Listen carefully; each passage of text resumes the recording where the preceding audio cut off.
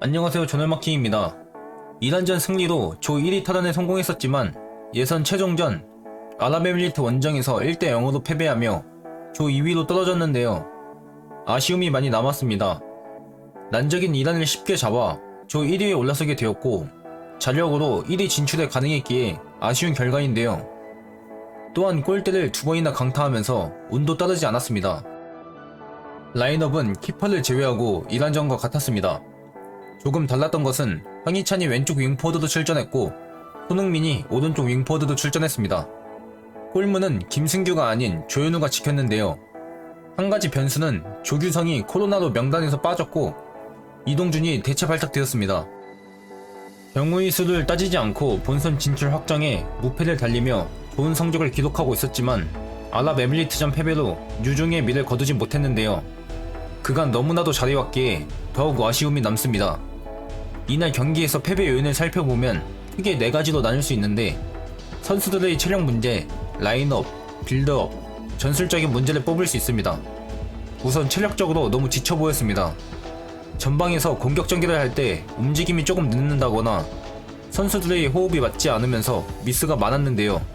이란전에서 링커 역할을 훌륭히 소화한 이재성도 이날은 조금 아쉬운 모습을 보였고 전반에 가벼운 몸놀림을 보였던 황희찬도 갈수록 지친 모습이 역력했습니다. 체력적으로 지치니까 미스가 많아졌는데요. 패스 타이밍이 한 템포 늦거나 빨라 호흡이 맞지 않았고 패스 선택지에 대한 아쉬움도 많았습니다. 상대 선수가 있는 곳에 패스하는 등 판단에서 아쉬움이 남았는데요. 라인업 문제는 선발 라인업보다도 교체도 활용할 수 있는 자원이 너무 적었습니다. 이날 교체 명단을 보면 남태희, 조영욱, 이동준을 제외하고 공격적으로 교체 가능한 선수가 없었는데요. 부상과 코로나로 인해 이탈자가 많아진 것이 문제였습니다. 벤투호의 핵심인 황인범 부상을 시작으로 이동경, 홍철, 이용이 부상으로 이탈했고 김진규, 백승호, 나상호, 정우영이 코로나로 인해 이탈했습니다. 이란전 이후에는 조규성의 코로나 감염과 대체 발탁된 원두재의 부상으로 또 한 번 이탈자가 발생했는데요. 조규성의 코로나 감염은 이동준이 대책 발탁되긴 했지만 두 선수의 위치를 고려했을 때 반가운 일은 아닙니다. 조규성은 현재 K리그 최고의 공격수 중 한 명으로 뽑힐 정도로 좋은 활약을 보이고 있었고 대표팀에는 황의조, 조규성 외에 스트라이커가 없어 조규성의 이탈은 뼈아팠습니다. 빌드업에서도 큰 문제를 야기했습니다. 평소 모습과는 다르게 빌드업에서 너무 불안한 모습을 보였는데요. 빌드업의 중심인 김민재, 김영건, 정우영 모두 실수가 많았고 아랍에미리트의 압박이 거세지 않았음에도 미스가 많았습니다. 빌드업이 불안하니까 전방에 위치한 손흥민, 황의조도 내려오는 경우가 있었는데요. 빌드업에 관여되는 선수가 많아지면서 전방의 숫자가 부족해졌습니다.